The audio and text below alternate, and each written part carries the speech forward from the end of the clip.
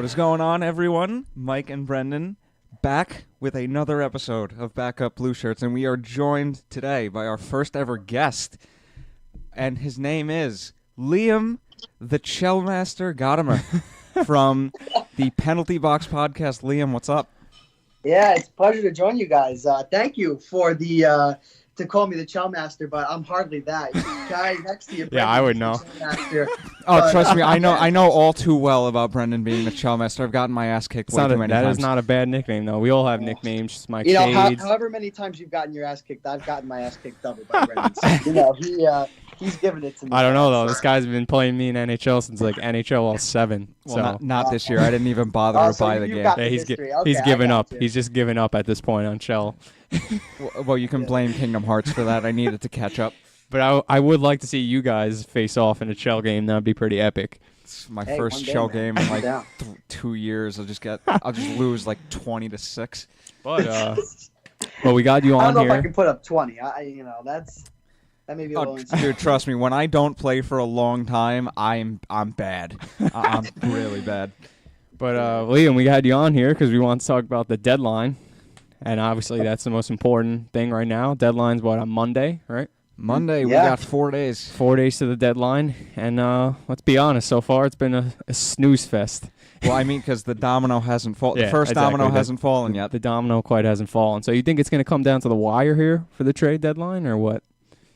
I really do. And I think you look back in the last couple of years, and we've seen the big-name free agents really come down to the wire. I'm sorry, not free agents. Trade deadline acquisitions, really come down to the wire in the last couple of years. You look, Matt Duchene, Mark Stone, Ryan Dzingel, all from Ottawa. They are going to be extremely highly coveted. And I think when Duchene falls, I think the other two do as well. I mean, I still know that Ottawa is still trying to re-sign Mark Stone, but I don't know how much interest there is necessarily from his part. But I agree with you. I think when the first domino falls, I think that's when all the other chips fall. And I think first one's going to come from Ottawa because I think that the biggest name acquisition is going to come from the Senators. Yeah, if that happens, that will set the price for the market. And once that's set, all the other players will fall. Definitely. Yeah, it sounds like there's a lot of interest in Stone. I was even reading before, even Boston might try to go all in for him if they can get him. So I saw that that's a few interesting. days ago as well. I don't think this is all happening in one day. I think something's going to happen between tomorrow and Saturday, and then everything else is just kind of, even if it's not gradual, everything's going to get done before the deadline.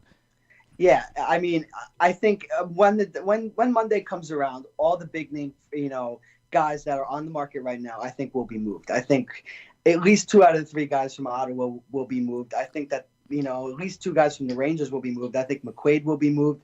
Bob McKenzie went out and said that Adam McQuaid could even fetch a 3rd-round pick. So if Cody McLeod gets us a 7th, get 3rd round out of McLeod. Adam McQuaid. If we would have got a 3rd rounder out of McLeod, I would have been doing backflips, and I can't even do a backflip. But that was another reason that we wanted to have you on to join us also, because obviously we all have something in common. That's that we're all Rangers fans here. So thank God. That's one thing that we could talk for 3-4 hours talking about Rangers, but yeah, man. Actually, you know what? Speaking of Rangers and trades, we brought up the Cody McLeod trade for a 7th-round pick in 2020, and we also traded Marek Mazanek. And for anybody who doesn't know who that is, was he our starter in Hartford, or was he like the 1A, 1B with Tokarski? He was our starter in Hartford for a little while. I think he had the starting role, and they called him up when they wanted to give Georgiev some time, some consistent playing time in the middle of the season. Yeah, that was when we had that ridiculous break, right? Rangers this year. Yeah. But hey, they were in need of some goaltending. The Rangers, made the move. So didn't necessarily get to see what we had out of Mazanek, but yeah, obviously with Georgiev and I feel like that's the one thing that the Rangers don't have to sweat on, which is a nice feeling. Considering it looks like we have some really good people to back up Lundqvist, when he retires, whenever that it may be. But the future looks bright in terms of goaltending for the Rangers, so that's one thing that we haven't had to sweat in a long time.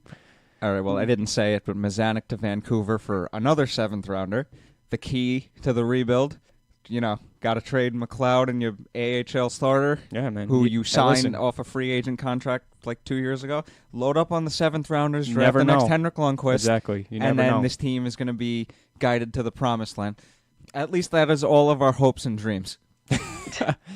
At some point. Yes. Yeah, that's the thing. You never know. Like, trade for a 7th rounder, you never know who they're going to be. So there's not really much risk, I feel like, trading, especially somebody like McLeod for a 7th round pick. I mean, that seems like it's a good trade from our standpoint. They picked him up off waivers, and he was playing 4th line minutes and not adding anything offensively. Definitely. I mean, don't get me wrong, he added a grit and toughness portion to the lineup, but other than that, he was basically useless.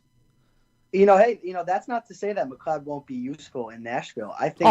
Definitely. For the tone they're trying to set in the playoffs, Bridgestone Arena, that's going to be a tough place to play. Yeah. I think that Cody McLeod really works well in that. Yeah, especially, he's from there as well, right? I mean, I heard reports that his family supposedly still lives there, so that had to be hard for him to be away from his family if he was playing in New York and his family's in Nashville. Yeah, with his style of play, he fits in Nashville. I mean, they need goals. They're going to need goal scoring. He doesn't really bring that, but he does fit the locker room and the culture of the team. So. Yeah. Well, and then we could talk about another former Ranger that just got traded in Nashville, and Brian Boyle. Yeah, I thought that was a good move for them. I mean, 2nd round pick they traded, right?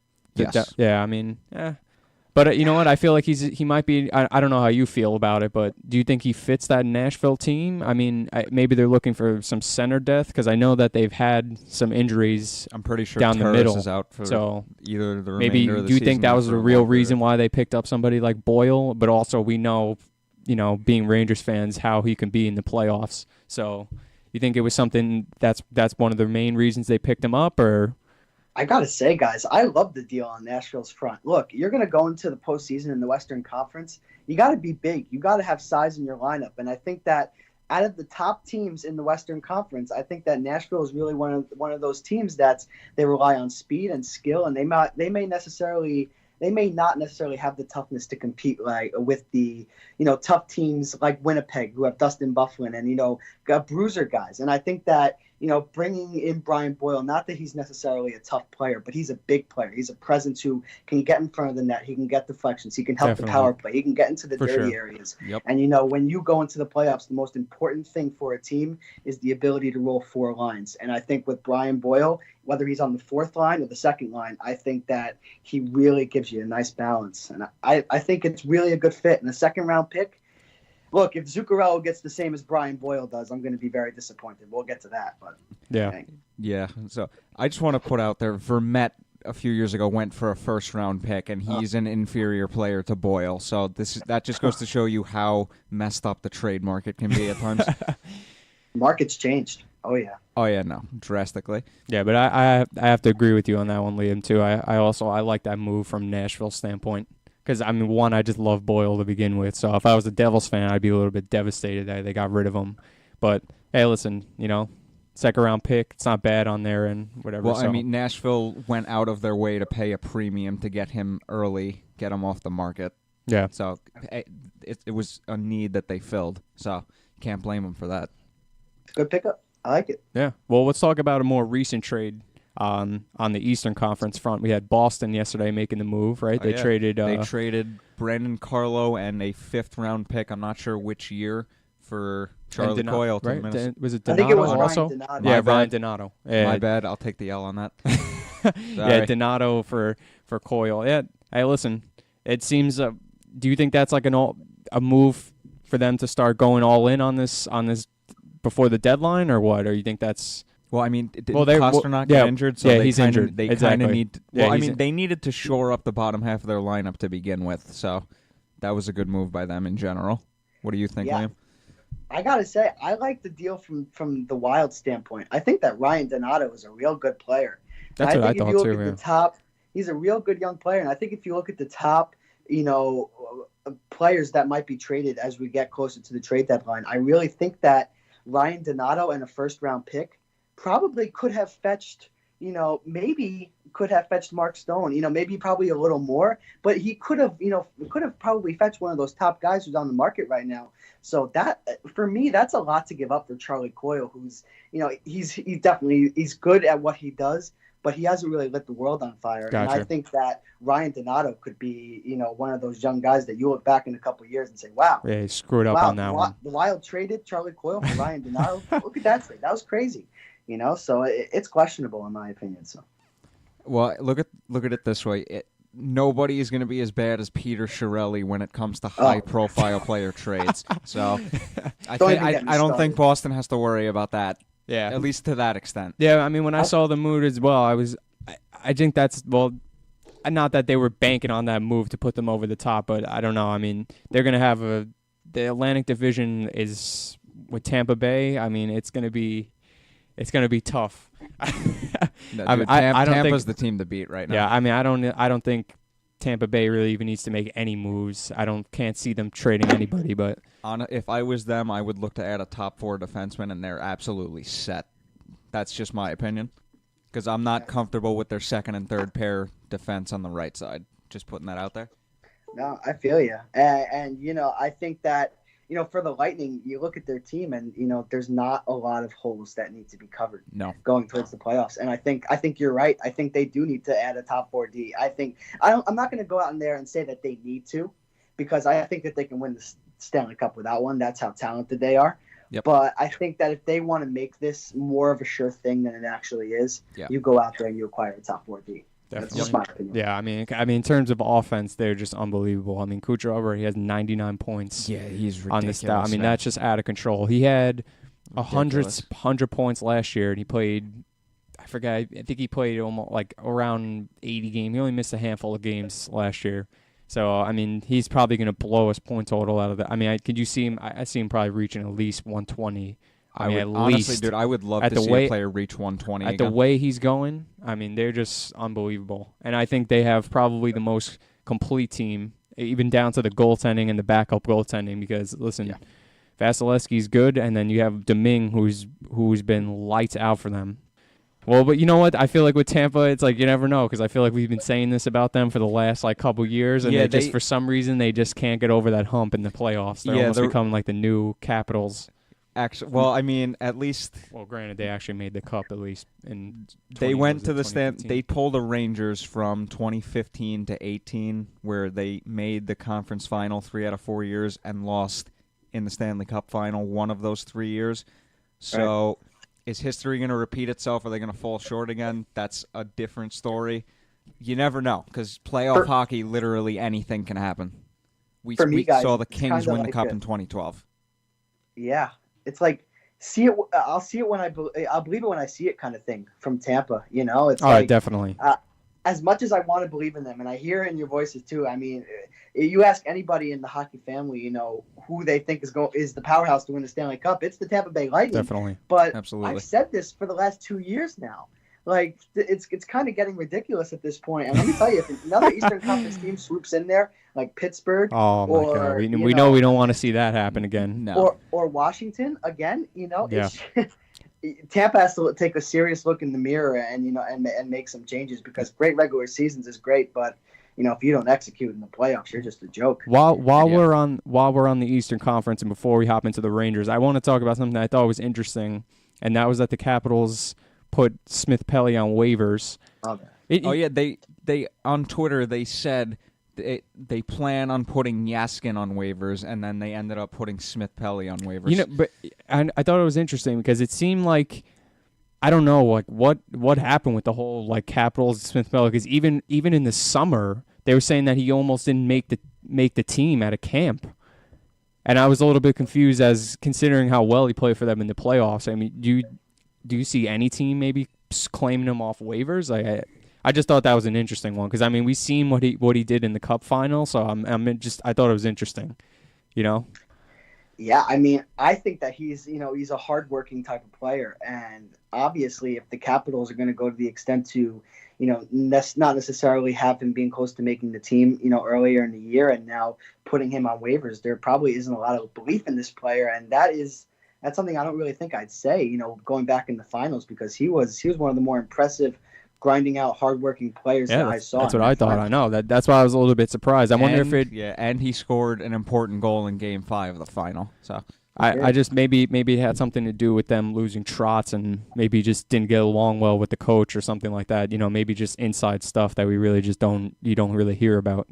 But to me, I thought it was surprising. I don't know how you felt about it, but I was like, oh, all right, well. Very surprising. Yeah, I guess we'll have to wait and find out if somebody picks him up, because even as a depth player, he wouldn't be a bad guy to have on your team if you're looking, in the playoffs. So we'll see, I guess, from his end. But you guys want to hop into the Rangers? I'm literally always ready to hop into the Rangers. The Rangers. Right, let's start off with McQuaid first. Yeah, exactly. We'll start off with Liam, you just brought up that you'd be happy with a third-round pick, as would I. But how much traction do you think there is between the Leafs and the Rangers on a McQuaid trade?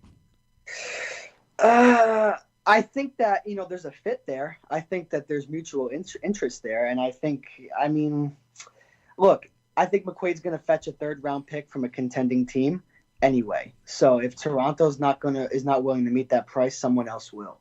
And, I think if we get a third, fourth-round pick, I'm happy with that, honestly. Yeah, that seems like a good move from our end. I mean, if you're honestly, the Rangers, even if we get a fourth and a seventh back, which is basically what we traded for him, I would be happy with that as well, even though I would prefer a third rounder. I mean, he said that he openly said, he wants to stay on the Rangers, but from a Rangers standpoint, I mean, if we're trying to rebuild here, is somebody like, are they really going to try to go out and, and try to re-sign somebody like McQuaid? I mean, I don't see much sense in them doing that, but I mean, I think that this was the plan since we acquired McQuaid. I think it was all about just, put him in the lineup, have him out there, let other teams see what he's got, and hopefully by the trade deadline, teams would be like, all right, we need a defenseman who can come in and bring size, and hey, in the last couple of games, goal scoring ability. Yeah, exactly. He scored some. Yeah, he scored some nice goals from the point. So both of them were snipes. They were snipes. All right, let's Garrett Sparks should have had that one, honestly. It's a bad goal. Yeah, but hey, that was. As long as the Rangers score, every goal is fantastic. Right. And it was funny because before that Leafs game even started, we were just talking about how, like, the day before it started, we're like, we know that somehow the Rangers are going to win this game. It just, after losing to, who do we play in that? Was that Carolina that we lost to in the 25th anniversary Cup game? 3-0. Okay, we didn't lose in that game. We didn't show up to that game. Yeah, that was terrible. But then for Gorgiev to come in and just be lights out, I mean, that was just against the Leafs. That was just funny from our standpoint. Like, I just need to bring on his up birthday I too. I spent $200 on that 25th anniversary game because I sat in a suite. I mean, it was totally worth it with the pregame ceremony. Plus, he got the everything. ring and everything. So, and I also got a pick with Jay Wells, so that one of the lesser known players on the '94 team. So that was pretty cool. And there's also when you met the GOAT as well, Mark Stoll, in the parking lot, or sort was of. that another game? He was driving out. He stopped, and then people rushed his car. I was like, all right, well, I'm just gonna rush his car too. I want a picture with him. Guys, just a quick point on the Rangers Maple Leafs game. I don't know if you got a chance to catch it. It's just a quick little. We saw it. We saw it. But John Tavares, when he touched the puck, I noticed that there were some boos. Oh yeah, coming from Ranger fans. And you know what, Brendan? Every time Islander fans come in the NHL store, I tell them, just for one night, I hate you guys, but just for one night, right. If you mess with one party in New York, you mess with That's both true. of us. That's and very you know true. what? I like when a rivalry isn't right. all about disdain and detest. Come together just for one little moment. I just want to know what you guys thought about that. I thought that was cool. Yeah, that was awesome. I mean, I listen, that was pretty fun. And from a Rangers fan standpoint, I mean, we know the damage that Tavares would do to us every time he played us back when he was on the Islanders. So I love it. So hey, listen, isn't he? He'll be at the Nassau Coliseum later this month, right? That's got to be Pretty soon. sure. That's got to be upcoming. So February 28th. Oh man, that's gonna be I think I'm gonna tune in for that game, honestly, just to see how brutal it's gonna be on him. Kind of want the Islanders to win that game. Me too. Absolutely, 100%. Yeah. That'd be the only time I root for them to win. Just to show them, you left this and we're still winning without you. Actually, just for the morale of the state. Actually, if the Islanders happen to play Pittsburgh or something in the first round of the playoffs, I think I would root for the Islanders. No, I would hands down root for the Islanders. I'm sorry, guys. I would never. See, I would never. One game really, even over Toronto Pittsburgh. One thing, but I never want them to win a playoff. Liam, I completely understand what you're saying, but certain teams, for me, yeah, if it was any other team, Trump the hate of other teams. I realized something about Pittsburgh in the 2016 playoffs when we went down in round 1 in 5 games. They humbled us. They humbled the Rangers in that series. That's and true. I learned that the Pittsburgh Penguins, with the core group they have, whether you like it or not, whether you like Sidney Crosby, whether you like Evgeny Malkin, they are so talented. Oh, yeah, of course. I mean, yeah, from a hockey standpoint, they're just unbelievable. As much, they make the game entertaining. They are extremely talented, and as a hockey fan more than anything, I can't help but respect that. Oh, yeah, that's true.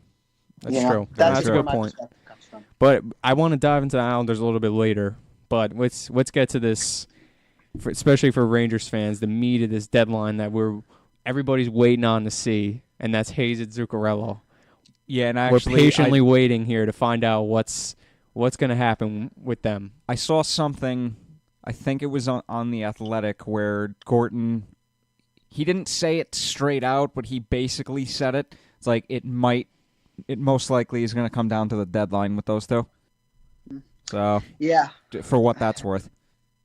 Yeah, I mean, look, we talked about it. I talked about it on the penalty box last week. I said that if Matt Zuccarello fetches a second-round pick, I will be very disappointed. Mike, you text me, and Brendan, I'm sure you feel the same way. Oh, yeah, definitely. If that's the return we get, we'll be highly disappointed. Yeah, I mean, because I literally brought it up. A consistent 50 to 60 tops, 50 to 60 point top 6 winger who plays in all situations. Yeah. I mean, how does that not fetch a first-round pick in today's NHL? Yeah. And there aren't, a lot of playmakers like Matt Zuccarello who can set up superstar players like he does. You put Matt Zuccarello on the Winnipeg Jets to have him facilitate to Patrick Laine becomes a different player. Yeah. I mean, there's so many rumors with Zuccarello. It's just, I feel like every time you go on any app, you'll see like there was rumors for him going to the Flames and this and that. Yeah, and Flames, Stars. It's so intense. But I think that the Rangers are smart with Zook. I think that if they don't get an offer that they think is good, I don't think they're going to move him. And I think it's the same thing with Hayes. Like, if you're going to get lowballed for them, I wouldn't trade him. Yeah, I don't know. High-profile player. What do you think? Any high-profile player you don't sell for pennies on the dollar. I agree. I do agree. But if you're not going to sign Zuccarello and you're going to keep him around, there's no point in keeping him around if you're not going to sign him. I got to be honest. And as the days keep going and the trade deadline comes closer, I think it's a very low chance that the Rangers re-sign Zuccarello in the offseason, whether he's on the team or not, after the trade deadline. And it's come to, I don't want it to be a second-round pick. But if you get a second-round pick and a prospect, fine, I'll take it. I'll be highly disappointed that Antoine Vermette 2 years ago got a first-round pick and Zuccarello's getting second-round pick and a prospect. But it's today's NHL. I feel like that might be something that teams could be potentially holding over the Rangers. That exact point that you were bringing up. That like, hey, we're not going to give them first-round. We're not going to give you a first-round pick for Zook, especially knowing that his contract expires. I feel like a lot of teams are like, hey, you know what? I don't know if I want to give up a first-round pick for a guy that's obviously he might not stay on my team. I don't know. I mean, maybe if you're a playoff contender, that would make sense. You'd be willing to give up that first-round pick, especially if you're looking for somebody of that caliber. But I just want to bring up one more thing about Zuccarello. The second he got everything off his chest to the media and to upper management, and they moved him up to the top line, that line exploded. That's another thing that needs to be put out there. Yeah, if he has the will to win and he sees an opportunity on his new team, I think that we could absolutely see the success that the ZBZ line has had. The top line has had for the Rangers. I just think that he will be a compliment to any team's top players that he'll be moved to, and that's how he has to be looked at. Absolutely. And that's how the Rangers have to bill him. 100%.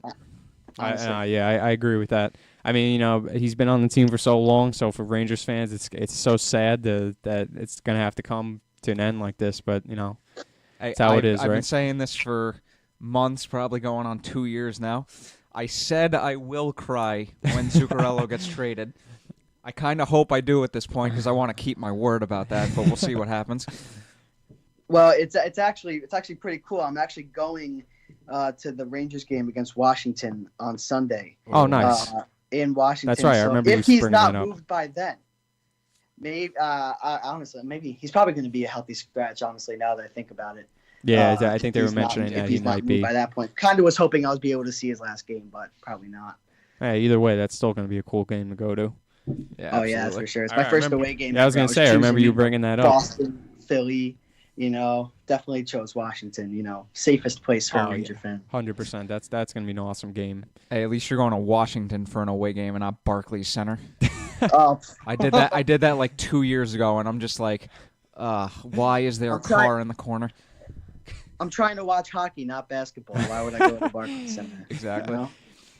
But and then obviously besides Zuccarello here, we got the whole other thing with Hayes, and that's another one where we're kind of just patiently waiting at this point to see what happens. You think it's more likely that if the Rangers don't get a move on Hayes, that they will re-sign him? Absolutely. I think so. I think if the Rangers don't move Hayes, I think they re-sign him. Yeah. I don't know. Look, if Hayes is asking for 7 years, absolutely not. Yeah, that's because he's already 26. I'd like to sign Hayes to a 5-6 year, 6 years at the absolute most. I'm not signing him to 7 years, 5 years ideally. But I think he's going to fetch us a first-round pick. Yeah. I really do. Yeah, I mean, that's kind of a point that we had brought up on earlier episodes. We were saying, I think if the Rangers can't get the right move for Hayes and we re-sign him, I think that he's got to take that term down a little bit. Like, I think if they can get it for the right price, then obviously I think it's a no-brainer that honestly, they sign him. At the same time, if we're giving him $7 million, I'm not going to be comfortable with that either. I don't care how long the term is. Well, we offered Kevin Hayes a 5-year, $32 million deal in the offseason. He rejected that. So, yeah, a little over $6 million a year. I don't know how much more I want to pay for Kevin Hayes, especially since he's going to be the second line center. Yeah, not the first. And you know what it is too? It puts the Rangers in a tough situation as well. It's because if they don't move him and then they don't sign him, then they lose him. So it's kind of like, I don't know if I'd rather see him just trade him at that point if he's not going to re-sign for sure, rather than them getting absolutely nothing for him. Yeah, I don't want to bring up to get Tavares. Yeah, I don't want to. Obviously Hayes isn't the same player as Tavares, but just to use that as an example where they don't make a move on a player and then they end up losing him anyway. But I think that probably the most interested team in Hayes has got to be Boston. Yeah, obviously 100%. He has a history with the Bruins. Yep. Look, I'm looking down Boston's roster. They gave up a hell of a lot for Charlie Coyle. Ryan Donato is a real good player. I wouldn't be surprised if the Rangers called the Bruins and said, you know what? How about Kevin Hayes for Jake DeBrusk? And I absolutely take that in a second. I think I'd be happy with that. Yeah. And listen, and I could see it happening. I could see another trade between Boston and Rangers. Just look at the last year. I mean, we pretty much ripped robbed Boston them off twice. So maybe they'll be like, you know what, these sons of bitches. It's like, no, we are not trading with this team like ever again.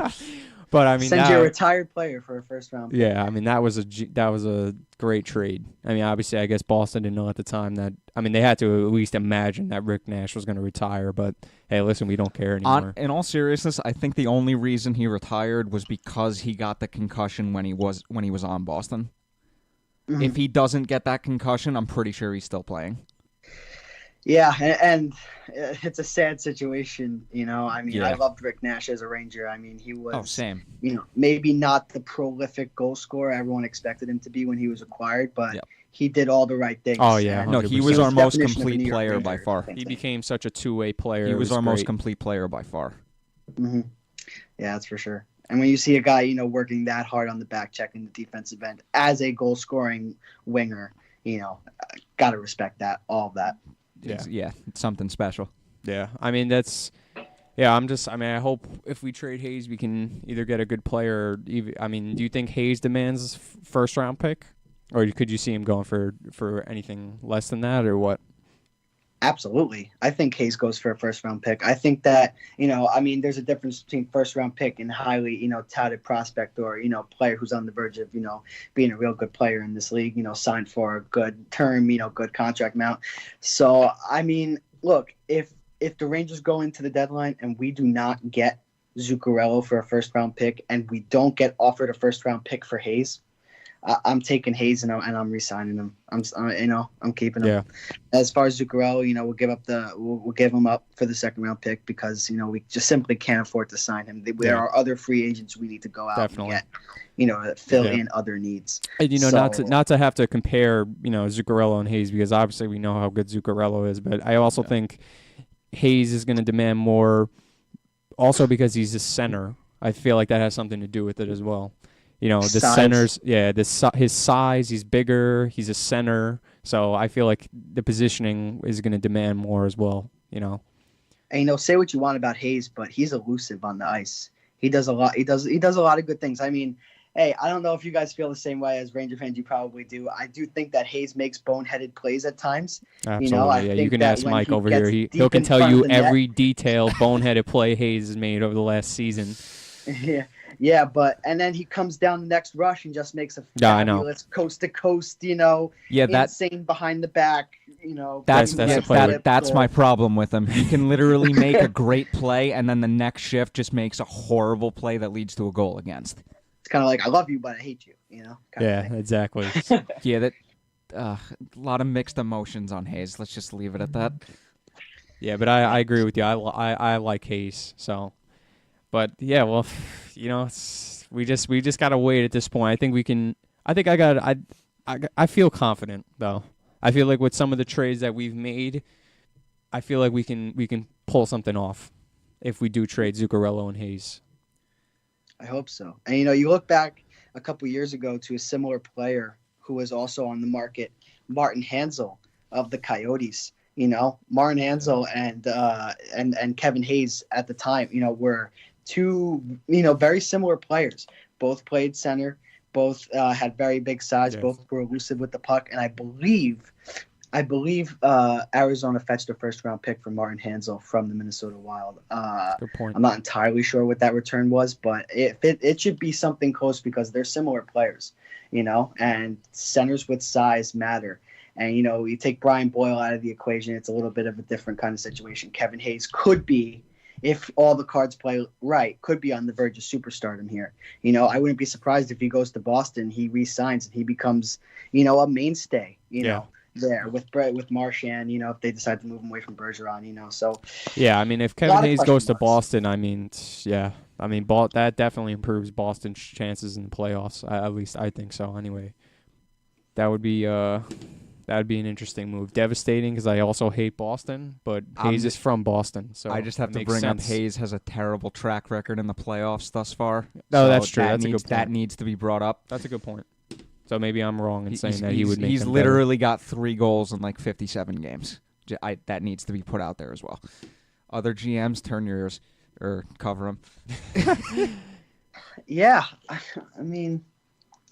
Obviously, when the Rangers were, had perennial playoff hopes, there were those players during that super team that really would step up every year in the playoffs, Yep. You look at Derek Stepan, you look at Derek Brassard, who was wonderful in the playoffs for us. Yeah, love Brassard. Not a lot of room for Kevin Hayes to really make an impact, I feel, during those early years. I think he's got a future at the playoffs, which...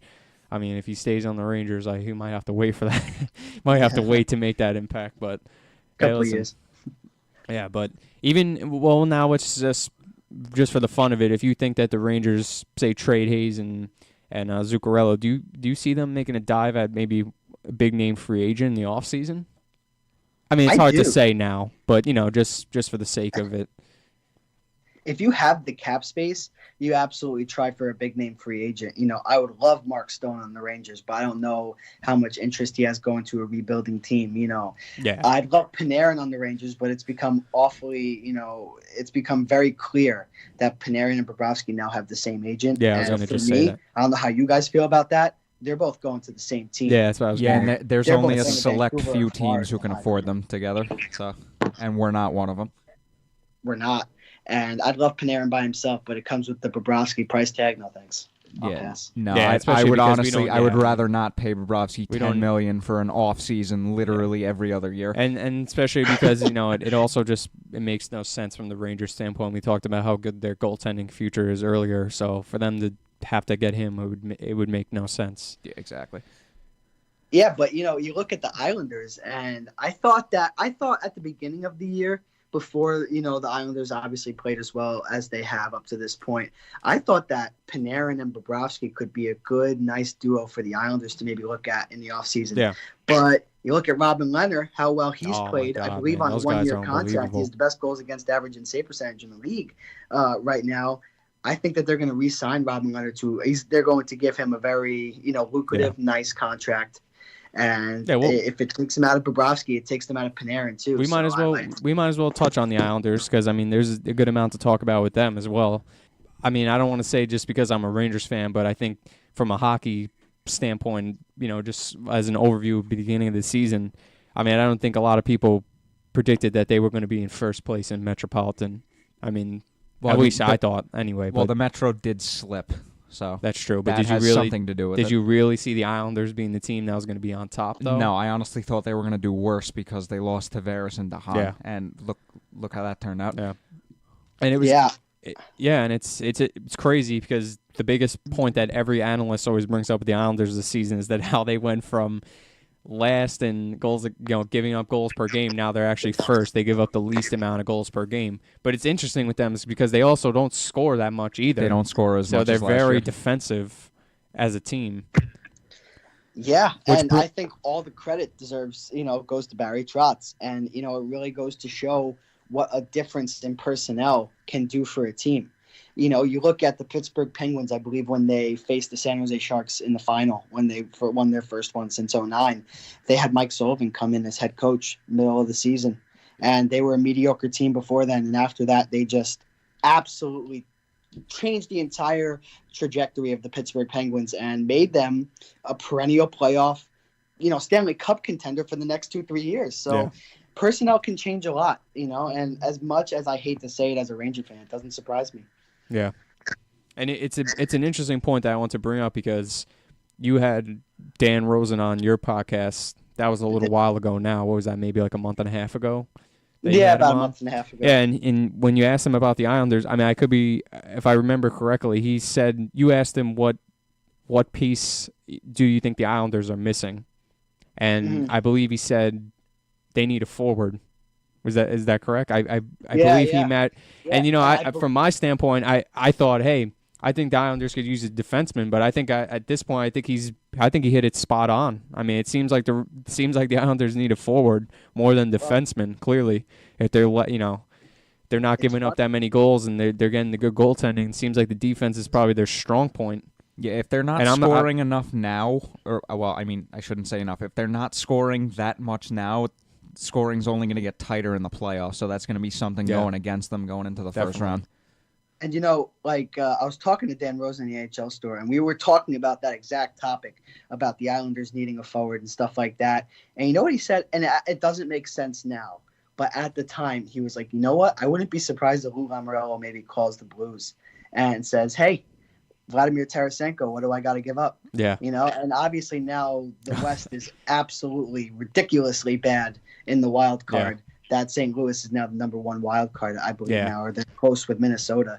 So, but I think absolutely the Islanders need a forward. I think that goal scoring is the end goal. Should they go for the big name Matthew Shane and give up all their assets? No, I don't necessarily think so.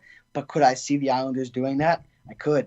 I could see them calling Ottawa and saying, I want Ryan Dzingel, who is a young player who I think is really going to be an excellent player. So much speed, so much skill. He's a UFA at the end of the year. Probably won't have to give up a lot. Maybe a second, third round pick, maybe a prospect as well. But I think that they need a forward, and if they can get a dynamic one, I'm sorry, guys. It's going to suck for us in June. Yeah, when they make that big move.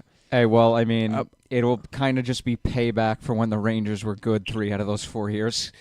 So I wanted to bring up a point because I was reading an article on NHL.com talking about the Islanders, and I can't seem to find it now. But as you're looking for it, since we're still on the Blues, last place in the NHL on January 3rd. Fast forward to today, February 21st. They've completely turned their season around. 17-4-1 since then. They won 11 in a row.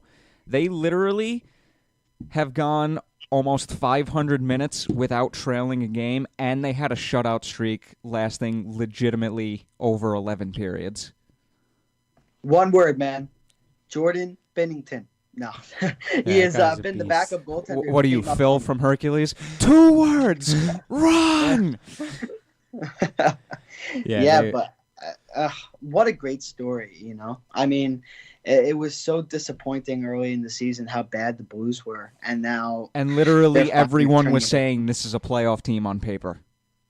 And they are, and they absolutely were. Yeah. And now you're finally starting to see the chips, fall together. I mean, obviously the St. Louis Blues are a franchise mired in playoff disappointment, and regular season disappointment as well. So again, with Tampa, it's kind of a I'll believe it when I see it kind of thing. Yeah.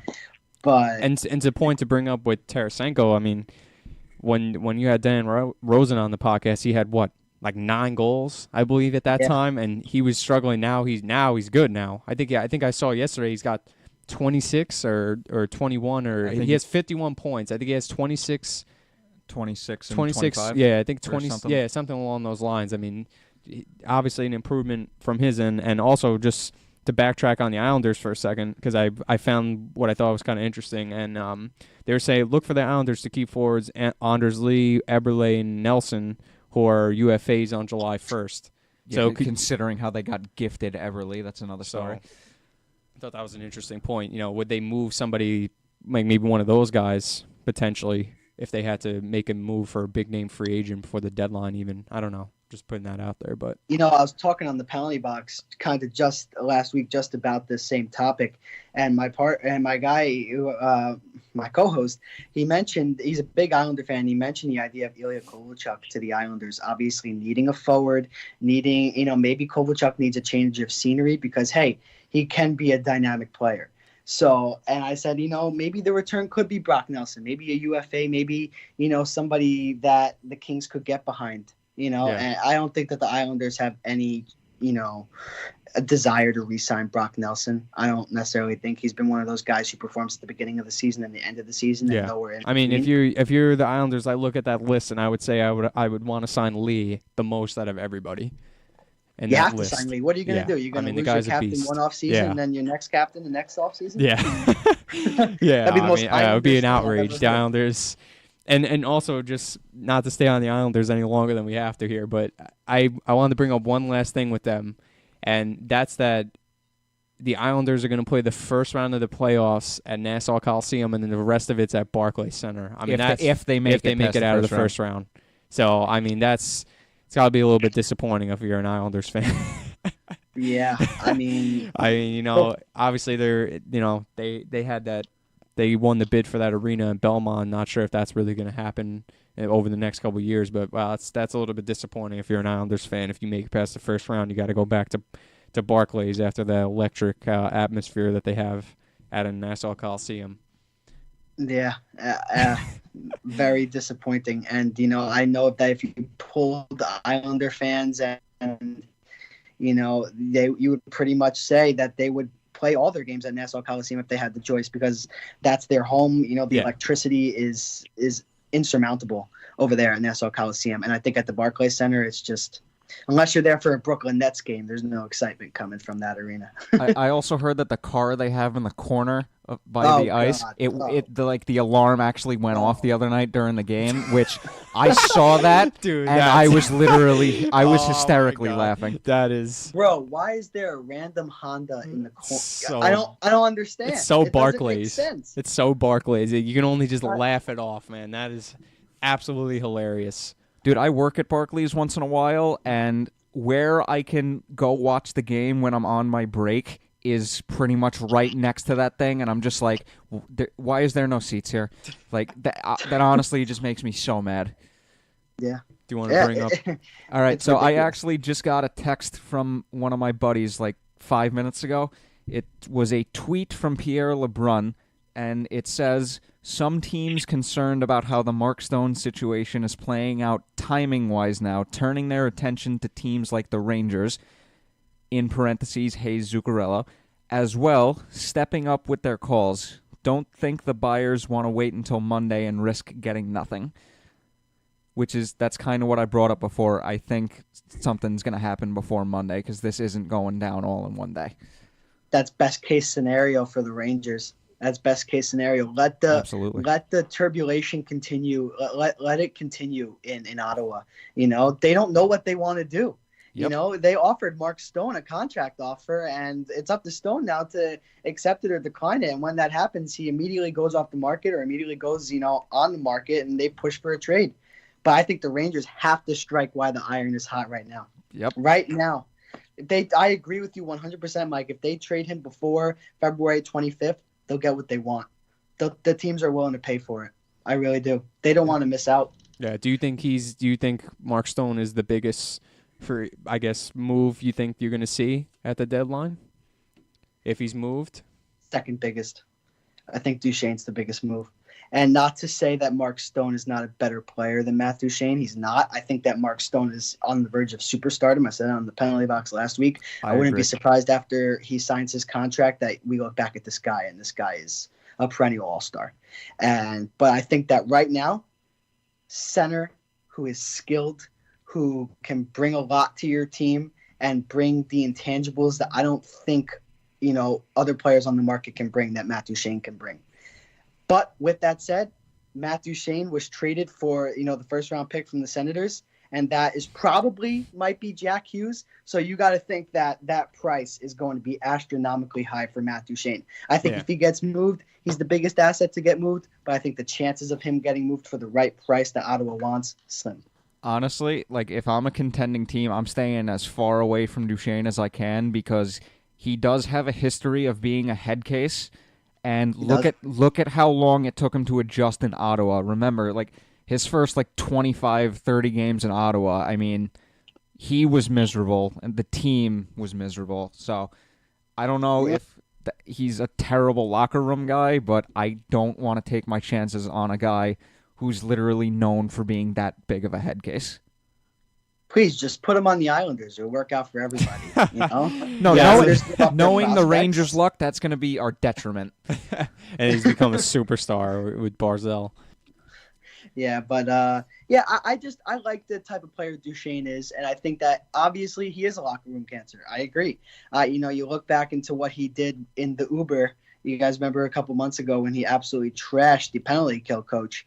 And I don't know if I want a guy who said that about my coach on my team. Yeah, it's so much drama. But it's kind of like a Manny Machado situation in baseball. He's not Johnny Hustle. He's not going to be the best locker room influence. Exactly. But he's a great player at the end of the day. And at the end of the day, contending teams want to add an all-star caliber player to their team. And that's what Matt Duchene is. Yeah. Just from my standpoint. No, 100%. Definitely. Let's circle back to the Rangers real quick. Besides the top three, so to speak, I think we honestly make one or two more moves involving roster players, and one of them being Nemesnikov. Yeah. We signed Nemesnikov to a 2-year contract, right? In the offseason? Yeah, 2 years, $4 million per. Yeah. It's the same deal as Spooner, and we ended up making out like bandits on that one. And you know what? I feel like it was hard to tell him with Nemesnikov because obviously when he was playing on Tampa Bay, he was playing very well, but he was also playing with Kucherov and Stamkos. So, I feel like you could probably put a lot of people on a line with them, and they probably play well. Not to say that Nemesnikov isn't a good player, but it seems like he, especially this season, he doesn't seem to be scoring, I guess, as much as we wanted him to.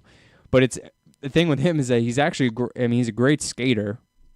When you watch him, I mean, he flies.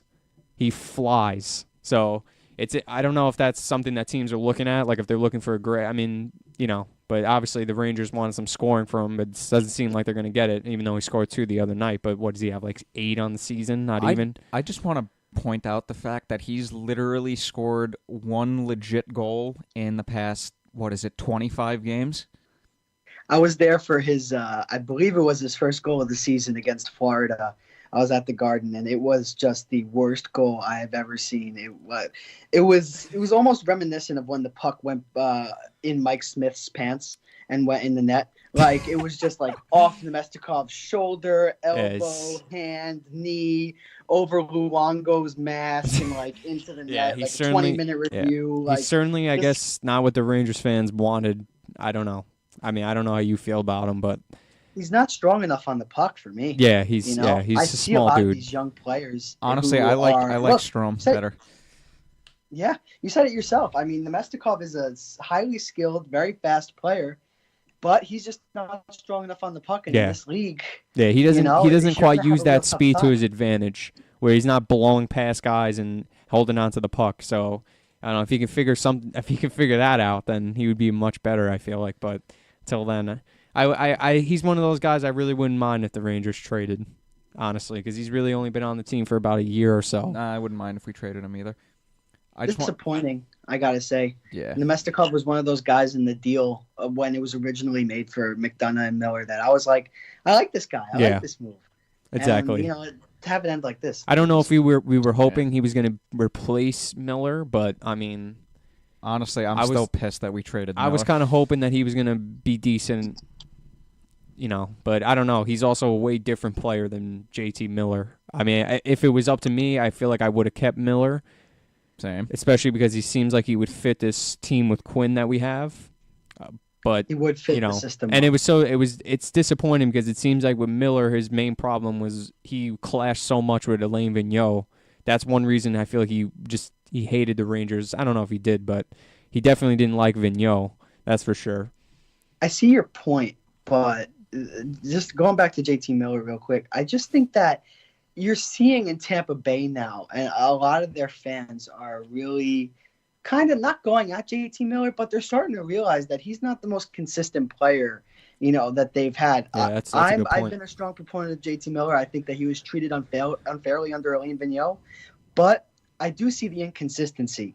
And I don't know if it was 100% there with JT Miller all the time as a Ranger. And I was talking about this on the penalty box about 2 weeks ago. I said, look, if you're going to have players that you're unsure if they fit in your top six for the Tampa Bay Lightning, who are the biggest contenders, we have in the NHL, and you're unsure whether they fit in the top six due to how consistent they are on the ice, that's a problem. Yeah. That's a real problem for me. Yep. And I think that Tampa Bay's starting to realize that, or not even realize, they're starting to question, does JT Miller belong in our top six? And they got to figure that out. Yeah, they gotta figure that out. And it's a thing interesting with Miller too, because even when he was first on the Rangers, we had John Tortorella as coach, and I don't know now. That's two coaches with the Rangers that he seemed to clash with, and it was interesting because I feel like when he first came to the Rangers, he was getting sent up and down, AHL back to the Rangers, and I don't know. It's just interesting. Like it's one of those things where you wonder if it wasn't the coach, maybe it was just him, Well, yeah, and John Cooper is one of the best coaches in the NHL, and he's not quite shining. John Cooper, he's not quite shining for Tampa. Yeah. So I guess I don't know if you'd be like, oh, okay, well, I guess it paid off because not even actually, because from Tampa's standpoint, Nemestikov was actually playing great. So maybe they feel like they almost caught a loss there, but I don't know. They still got Ryan McDonough, who's Hey, Brett Howden might just be. That's true. Brett and Brett Howden hit that wall, but also at the same time now he's got that injury. So, shout out to that Howden jersey on the wall. You still gonna wear that on Sunday or what? Even though he's not gonna be playing. Absolutely.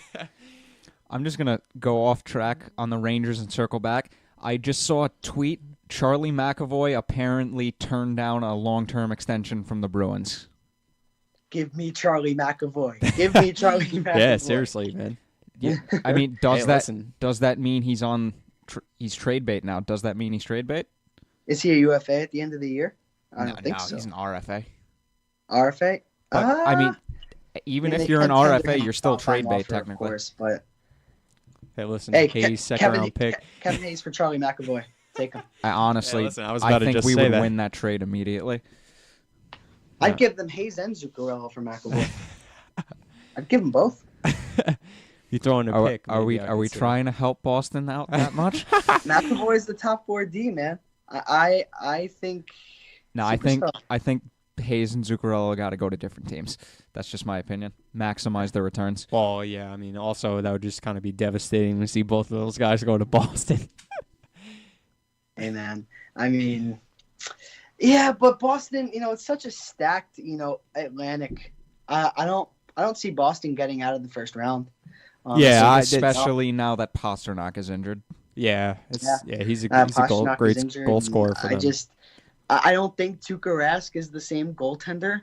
Obviously he had a very hard beginning of the year. Yeah. Dealt with some personal problems in the middle of the year. He's played better as of late, but goaltending matters in the playoffs. Yeah, he hasn't been the same goalie since he won Vezina. No offense to Halak, but he was kind of outplaying him there for a while. He was. Yeah. He was. He was. I don't know. It's that whole Atlantic division is still like it's interesting to me because the just hockey fans like okay, Tampa is just so stacked that you expect them to come out on top, but you just never know. Especially with the Maple Leafs offense. It's hard to say right now at this point. Dude, even with Muzzin on the Leafs, I still don't like their defense. Oh, I don't like their defense either.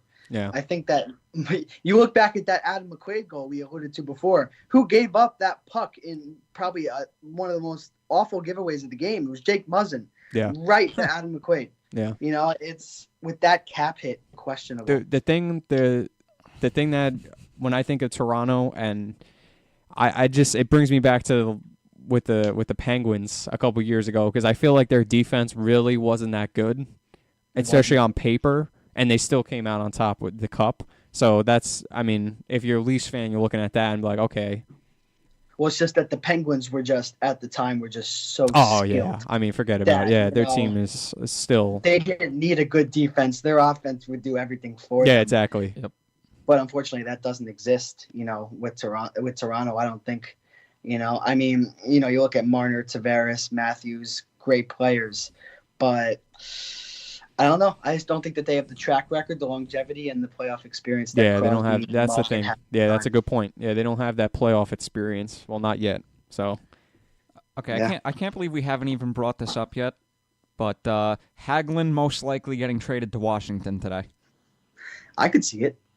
It's been speculation since yesterday. So. Oh, okay. I didn't additionally see that report, but I forgot who initially said it, but it's been there for at least a day. That would be a great pickup. Hagelin's on the Kings now, right? He got traded. Yeah. And, yeah. That's so, like he's been getting moved all over the place. Happened to him since the Rangers. I know. I was literally just saying that to. I love to how Mike we say yesterday. that, yet he still raised the cup. Twice. Yeah, but he's saying He was just, he was one of those heart and soul guys. Yeah. For the Rangers. Yeah. I remember when he sealed one of the series against the Penguins. Yeah, that was first round. Game 5, 2015. That's right. Yeah. He was another guy that he was like sneaky good in the playoffs. Like he would score those nice key goals for you at certain times. He was. And he was another guy that always gave it heart. So that's one thing. It's hard to say because I feel like guys like Howden have that potential to give us that same heart that the Rangers had a couple years ago, but I just feel like we're kind of lacking that a little bit. I don't want to throw the Rangers under the bus, but I feel like we're lacking like a little bit of character guys. Like I see, we're lacking a leader. Yeah, that's a good point. I just feel sorry to cut you off, but I feel like a character guy I could see potentially forming if he stays. I like Nieves. Like I feel like he brings a little bit of character and like grit. I like Nieves, but like after a certain point, it's like you got to start producing. He's done a lot. He's done some of the little things right. I believe he had a goal in Buffalo. I know who I think that guy is for the Rangers, and I think that it's a couple years away.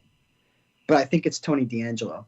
Yeah, I'm still very high on him. Yeah, I like Tony DeAngelo. I'm so 100%. High on Tony DeAngelo. He brings. Do you see that knockout of Kyle Okposo? I don't know if it was a knockout, but Okposo legit got a concussion from that. Okposo got a concussion from that punch. My dad texted me. He's like, "Yep, Kyle Okposo was concussed," and I was like, "Oh, okay." Yeah, man. They Falcon punch. Yeah, in terms of evaluating the Rangers' defense, if we're looking to have a young core, I love DeAngelo. So do I. I would keep him around 100%. He just needs to get his head right. Yeah, definitely. And he has that offensive flair to his game. Oh, absolutely. Yeah. He's got the skating. He's got the puck handling. Yeah, exactly. One thing that I think we can all agree on here, at least I think so, is that Shattenkirk so far has kind of been a little bit of a bust, I would say. I mean, he's not really what the Rangers were expecting. And well, I mean, he was the first 20 games, and he fell off a cliff. I mean, when you look at his contract, and you look at Smith's contract, it's a little bit devastating. When you look at big free agents in the offseason, and Erik Karlsson, if he doesn't re-sign with San Jose, is probably one of the biggest ones. Those Smith and Shattenkirk contracts makes me extremely careful when considering signing Erik Karlsson, because obviously he wants to come to New York. There's interest there. Yeah, I think we stay away. I think that we'll have the cap space for him, but I think with the Smith and Shattenkirk track records, I don't know. Yeah. No matter how good Karlsson is, I have a feeling he's set for the decline. I mean, and the funny thing is, I was bringing this up to Mike the other day. I was like, and Shattenkirk took a discount to come to the Rangers. I was like, could you imagine the Rangers were paying him even more than what they were paying him? And oh my God, it's brutal. $6 million a year. I couldn't even think of a team that would want to pick him up at this point. Like if they were to trade him, I mean, who would even want to pick that up? I mean, the Rangers would have to probably retain salary if that was the case, because I mean, no team is going to take on that contract with the level of play that he's been giving us this season.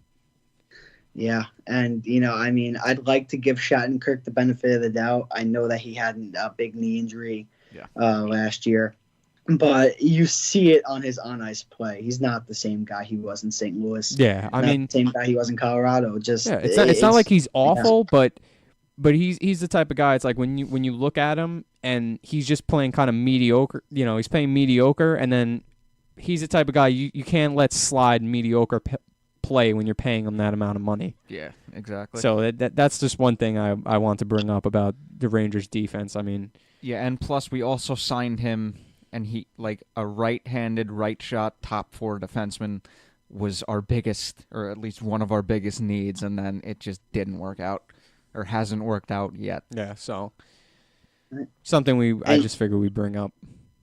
Right, and I mean, I just want to ask you guys a question about a player on the Rangers, and I think he has a role on this team during the rebuild and next year and maybe the years after, and that's Ryan Strome. And I just want to know what you guys think about Strome, because I think that since he got acquired from Edmonton, he has been, he's been one of the more noticeable players on the ice every single night. And, obviously drafted 2011 number 5 from, the Islanders, probably a little too late to become the player that everybody expected him to be. But you see what Dylan's doing in Chicago, it doesn't surprise me, honestly. What do you guys think? Honestly, he did get off to a little bit of a slow start, but he was better than Spooner pretty much right off the bat to begin with. But I've actually really grown to like Strome, because he's actually a very decent bottom 6 center who brings a little bit to the lineup. Like Mike just said, considering that they literally just traded Spooner, I mean, I think the Rangers made out like a bandit on that trade. Well, remember, we were dealing with Chiarelli. Yeah, I mean, especially because the Oilers didn't even keep Spooner anyway, right? They sent them. I mean, they put him on waivers almost immediately. Yeah. And another, now that I see the McDavid jersey behind you, reminds me of Edmonton, because they just traded Talbot. Yeah, for to the Flyers. Oh God! Yeah, I mean, dude, honestly, I was thinking about that, and I was just like, wait a second, did Philly just secure their goalie tandem? Yeah, I mean, and listen, not to say that Stolarz is a bad. I mean, listen, the Rangers would know we got shut out by him a couple of weeks ago. So he's not that he's not a solid goalie, but I mean, I just feel like he's too young. I mean, I don't know how Talbot was playing. I guess he wasn't playing up to standards this season. But bro, honestly, literally, Edmonton did that to clear salary cap space, which it's embarrassing, because they desperately needed to activate Sekera off long-term injured reserve, and I don't know. I think they messed that one up. I mean, listen, if I'm the Flyers, I mean, that's a good move. At least I think. I mean, well, the Oilers signed Koskinen to a 3-year, $3 million deal. He had 20-something games of NHL experience. And I believe that was under Chiarelli before he got fired. That was the day before. We were talking about Chiarelli's trade history on an earlier podcast episode, and we were that was one of the ones we were just like, what? Putrid. But Yeah, and it's as far as Talbot to the Flyers. I kind of like it, honestly. I mean, I understand where Philadelphia is coming from. You do not want to put the load on a 20-year-old kid in Philadelphia. Exactly. Yeah. The pressure to carry the Flyers to a playoff spot they probably won't get to. Yeah. That's a lot of pressure for this kid. Yeah. And we've seen it before. We've seen Philadelphia, the city of Philadelphia, ruin goaltenders. We saw it happen with Ilya Bryzgalov, was not the same goaltender after Philadelphia. Yeah. And I don't want to see that to Carter Hart because he has come in and light a fire under Philadelphia. Yeah, they're out by a shot right now. Yeah. They've also, I mean, if I'm not mistaken, I think they've been pretty hot recently though with the wins, right? Yeah, they've had a good record. They have. They won 8 in a row. I mean, when I look at it from a Rangers standpoint, I'm like, you know what? That's just better for us. They could just keep winning. If we drop lower in the standards, that just gives us a better shot at a better pick. So I honestly don't mind the Flyers winning more. I mean, as much as I hate them, but I mean, it's almost better for the Rangers in a way if they keep winning. I mean, yeah, I think the Rangers are only 9 points out, so let's not hold out hopes yet. That's true. I remember 2 days ago, we were literally 1 point.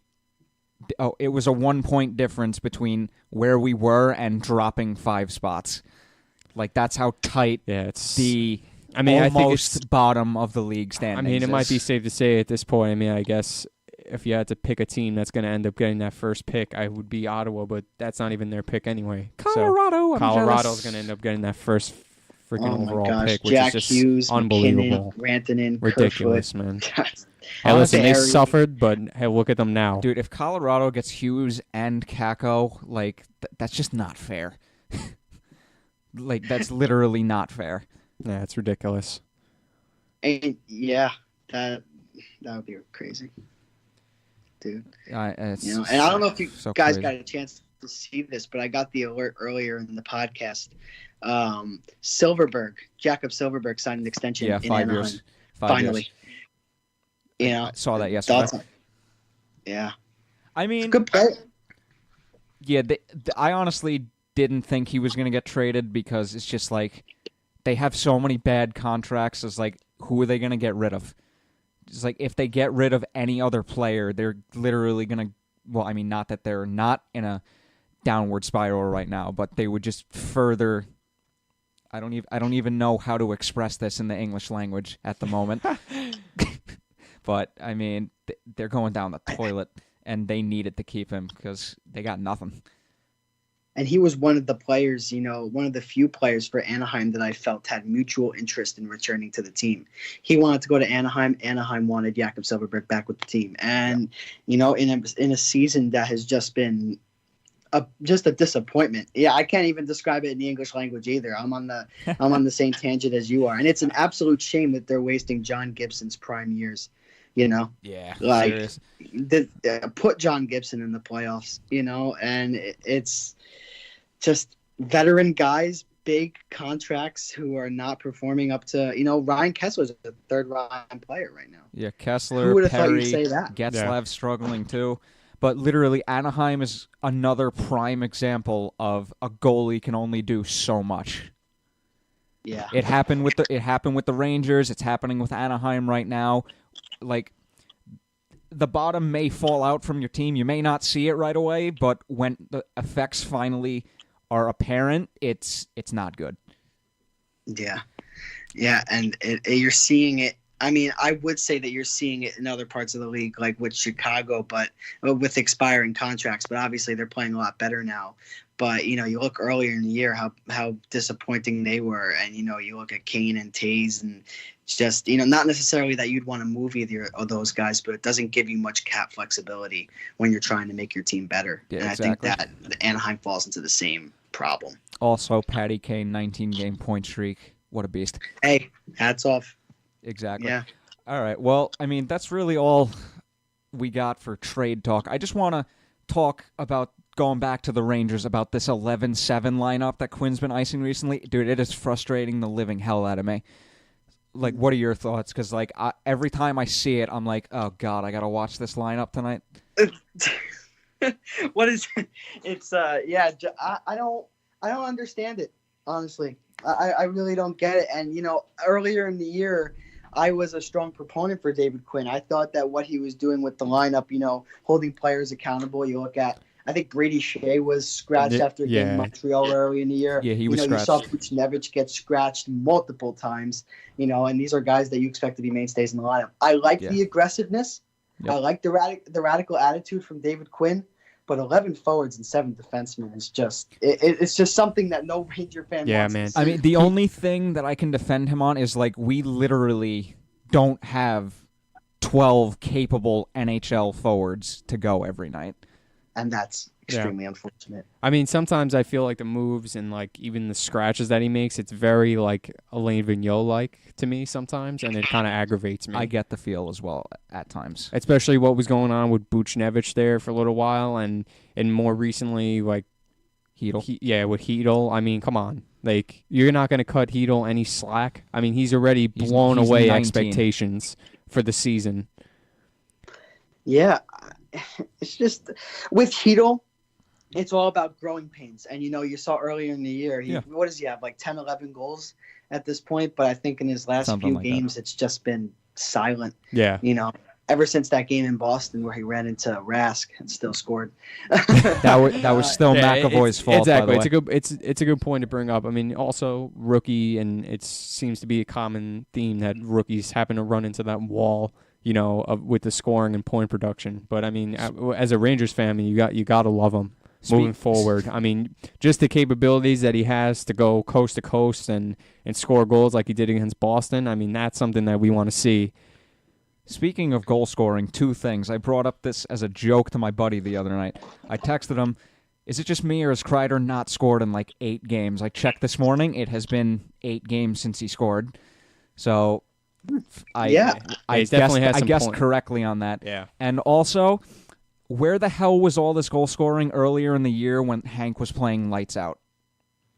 Yeah, and that's not to say that, Hank's not playing lights out right now. It's just that Georgiev's been so good. Oh, yeah, it's unbelievable. That you can't keep him out. Dude, honestly, Georgiev, I like him a lot. That's the one thing. I mean, like, I love Lundqvist, but, at the same time, like, I don't mind seeing Georgiev play and be lights out. It's just as enjoyable for me to see Georgiev come in there and tear it up. It reminds me of, like, when we had Talbot and he was just so lights out and goal when Hank was injured. Obviously, he's not injured in this case, but...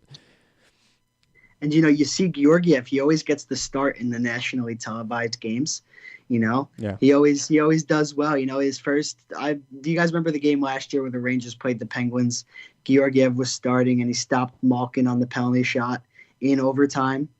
And not in over. I think it was like 20 seconds left in the game. And Zibanejad finished it off in overtime. It was just – I think that was the first statement win for Alexander Georgiev. You guys remember that game? It was last year. I don't know. I missed a lot of games last year with school, so I don't remember if I saw it or not. I got you. It was just I'm just bringing it back to just like it was his first start. Where I really looked at this guy, and you were like, "This guy's going to be good." He's got something, and that's a statement with Igor Sexterin in the KHL. Dude, he's got how many shutouts this season? 10. Yeah, and I think he has ridiculous. Oh yeah, I mean, you sent me his numbers the other day. I mean, the guy's just been unbelievable. Which while we're wrapping it up, I want to bring up actually a point. I feel like if the Rangers do for some reason decide at some point that if they want to trade Georgiev maybe in the future, like I feel like they actually. I feel like in the past they didn't get enough out of like Talbot and also Ranta as well. I don't know. Like I'm sorry, but as soon as I found out that we could have got a first for Talbot, I was literally ready to throw I feel stuff. like we kind of dropped the ball on the goaltending trades, but I don't know why that just came to my head. I mean, didn't we get a 4th for Talbot if I'm not mistaken, or a 3rd? No. Wasn't it Stepan and Ranta for Anderson? The pick that became Anderson and D'Angelo? Yeah. No, I'm talking about Talbot, though, when we traded him to Edmonton. We got a second. I believe that was a 4th rounder. That was not a good return. Yeah, I mean, Ranta, we got D'Angelo in the Ranta. Yeah, and Anderson, it's kind of undetermined yet to see how he's going to play. I feel like he's going to take a little bit of time to develop. He's still 20. Yeah. So. Well, I mean, my point was I feel like just moving forward, we were talking about it earlier, and I think the Rangers the goaltending for them is just so solid. Like I feel like they have so many good goalie prospects in this that could be a potential move for them maybe later in time. That if they have to trade a goalie, I mean, I would like to see them even use that as a trade bait. Even not now, but maybe in future time. Like I don't know. It's something that just came to my head the other day. There are always teams that are looking for goaltending. I know. That's the one advantage that the Rangers have. Just ask Philadelphia. That's just one thing I think about with the Rangers moving forward. I mean, obviously, we got a long while here, but there's some positives, and I think that's one of them. Hey, man, we're 4 days away. The more Georgiev is showcased, the more, his trade value goes up. 100%. And I agree with you, Brendan. I think it's not going to be – I think it's probably going to be next year, maybe the next 2 years, where the idea of trading Georgiev, really comes to the forefront. But when it does, if he keeps getting showcased, he could fetch a lot. Yeah. And the Rangers better not drop the ball like they did on the Talbot deal. Yeah, I agree. The Ronda deal was better. That's one thing. Yeah, definitely. Now that you bring up the Ronta deal for sure, but I mean, just now that we were talking about Talbot, it reminded me of that trade. But one last question for you, and I just want to end this off, and I think I know what you're going to say as the answer, but I want to ask it anyway. Number one team to make biggest moves at the deadline, who do you think it's going to be? Just a prediction. Wait, buyer or seller was? Yeah, buyer and seller, I guess. What do you think is going to be the biggest seller? I mean, I guess if I had to guess, I guess you're going to say Ottawa in this case. I'm probably going to say Ottawa only because I will say Ottawa because they have the three of the biggest names on the market. Yeah. And two of the biggest names specifically in Duchesne and Stone that teams are going to be most interested in. And the team that I think is going to be the biggest buyer, and we haven't really touched on them too much, but it's the Winnipeg Jets. And I think that this is a team that, they have legitimate aspirations to win a Stanley Cup this year. And they are also about to be in a serious cap crunch. They're going to be in a serious cap crunch, and you look at Patrick Laine. The Jets have won 5 of their last 13 games. They got blown out by the Avs last night, 7-1. Yes, they did. Laine has 1 goal in his last 22 games. He's costing himself money. He has 5 assists and -9 over that span. Patrick Laine is not the same player, and you need to add somebody to that forward group. And I think that Mark Stone to Winnipeg makes a lot of sense. Yeah. And that makes them into a huge contender in the West. I agree with you on that one, especially with Mark Stone. Yeah, I mean, listen, Winnipeg had I think they almost got robbed, I thought, last year in the playoffs. I mean, I thought that they played well enough to beat Vegas, but they just ran into Marc-Andre Fleury. Honestly, so did San Jose. Yeah, so. I mean, that was just going back and looking at that, I mean, Vegas' run was obviously just something else. But Winnipeg, I think, is another team right now very reminiscent of Tampa Bay, at least from the East standpoint, where they seem to always have that unbelievably stacked team, but they could just never seem to get over that hump for the Cup. Granted, Tampa, like we said earlier, made the Cup, but, I mean, I would like to see Winnipeg make the Stanley Cup coming out of the West. And, I got to give Winnipeg credit. I don't know what you guys thought, but going into that series against Nashville last year, I thought Winnipeg had no chance. Oh, yeah, no, I agree with you 100%. I thought they were going down. 100%. And then they take out Nashville. I know. I was actually very surprised in the Stanley Cup bracket. I had Nashville. Well, obviously my bracket was completely wrong, but I had Nashville going to the Cup again. I don't even want to go back and talk about my bracket.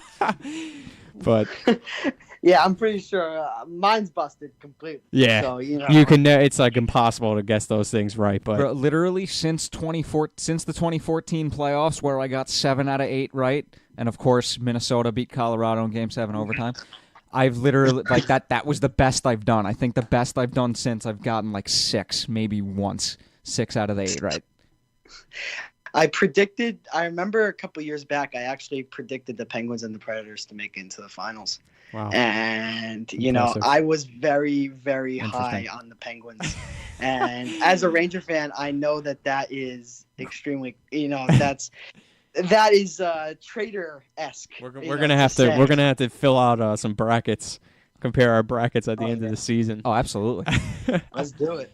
Let's do it because I don't want to make a prediction right now. But, it's too early. But I'm just I'm happy you came on today, man. It was so much fun, having you on talking about the trade deadline. Yeah, this was pretty awesome. A lot of fun, that's for sure. It's great joining you guys. You guys do great work always. You know, I always love listening to your stuff. So keep doing what you're doing. Yeah, same thing with you, man. I love you and your boys' podcast. I always listen to it every time you send me it. Plus we have it on. You have yours on iTunes for anybody that wants to. For anybody listening, I promise I will get ours on iTunes soon. I promise. And I'll help you guys with that. You know, if you have any questions about getting it on iTunes, I could certainly, give you some pointers in that direction. But it was awesome talking Rangers with you guys, and hopefully in the next couple of days we'll get some more clear view of what the team's going to look like after February 25th. We'll have to talk and definitely by Monday as well, and we'll see what's. Yeah, people are saying they're going to be glued to their TVs on Monday, and I'm like, Monday? I'm going to be glued to mine on Friday or Saturday on. I'm glued to mine right now. Here we go. Good man. Good man. Thanks a lot, Liam. We appreciate it, man. You wanna give yourself a plug on the way out? Yeah, but be sure to check out the Penalty Box podcast on iTunes. But hey, this is all about the Backup Blue Shirts podcast. It was a pleasure joining you guys. It really was. Talking hockey with 2 other Ranger fans. It's awesome stuff. So keep doing what you're doing. Have a good day, guys. All right? All right, you too, Liam. Thanks a lot, man. All right, take it easy. Take care. All right, well, that was Backup Blue Shirts, episode 8. We don't really have as you can hear the Skype video call ending, we don't really have a good thing for 8. We had one for 5 with Girardi and 7 for Shades. Oh, what do you mean, 8? It's Marek Malik. Wait, seriously? Yeah. I honestly forgot his number. Okay, well, Marek Malik, the GOAT Rangers penalty shot master, and that's it, man. Yeah, that's it. We appreciate you guys listening as always, and feel free to really check out Liam's podcast because it's great stuff. Like you said, the Penalty Box podcast on iTunes. If you're looking for it, you might see a couple other ones, but it's kind of got like a rainbow-esque type background, and you'll see it. And yeah, give it a listen because Liam's got some good stuff, and we were honestly so honored to have him on today, and it was a lot of fun. Absolutely. And don't forget to follow us on Twitter at Backup Blue Pod. Once again, at Backup Blue Pod on Twitter. I promise I'm picking my Twitter game up little by little. Maybe tweeting a little too much, but some of them are pretty good. So, this has been Backup Blue Shirts. I am your host, Mike Sparacino, a.k.a. Shades. Joined alongside my co-host, Brendan Mulroy, a.k.a. The Big Goon, a.k.a. Mogoon. This has been Backup Blue Shirts. Talk to you guys next week. See you later. Alligator. Yeah.